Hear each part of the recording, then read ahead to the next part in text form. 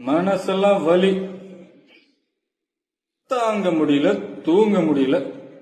நடக்க கூடாதது நடந்துருச்சு. ஆனா அவங்க சொன்ன இடத்துல பிரச்சாரம் பண்ணதை தவிர வேற எந்த தப்போ எங்க கட்சி பண்ணலீங்கன்னா, இந்த நேரத்தில் திமுகவை எதிர்க்கணுங்கிற ஒரே காரணத்துக்காகவாவது எங்க கட்சிக்கு சொம்படிச்ச மற்ற கட்சிங்க எல்லாத்துக்கும் நன்றிங்கண்ணா.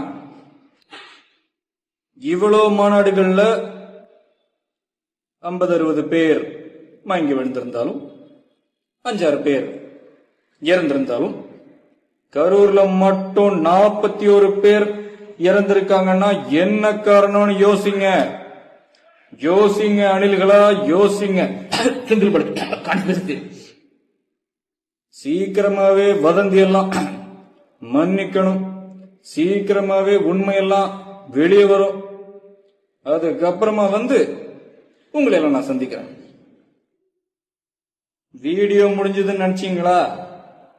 சிஎம் சார்,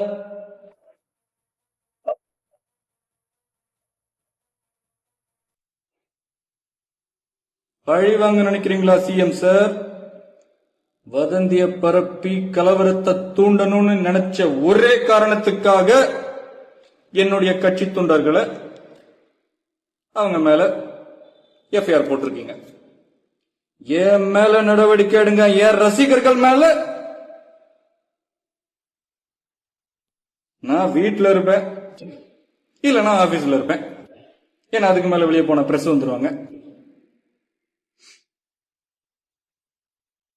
முடிஞ்சா தொடுறா பாப்போம். எனக்கு பயம் இல்லை. அதுக்கு இதான் சாம்பிள். பிஜிஎம் போடுங்க புசி ஆனந்த். ஒரே டேக்ல முடிச்சோம் பாத்தீங்களா? பரவாயில்ல, நம்ம ஃபேன்ஸ் லோக்கியோட நல்லா ஸ்கிரிப்ட் எழுதுறாங்க. இந்த கான்ஸ்பிரசி தியரியில நம்ம சிச்சுவேஷனுக்கு கொஞ்சம் சூட் ஆகுது இல்ல? நான் எடுத்துக்கிறேன்.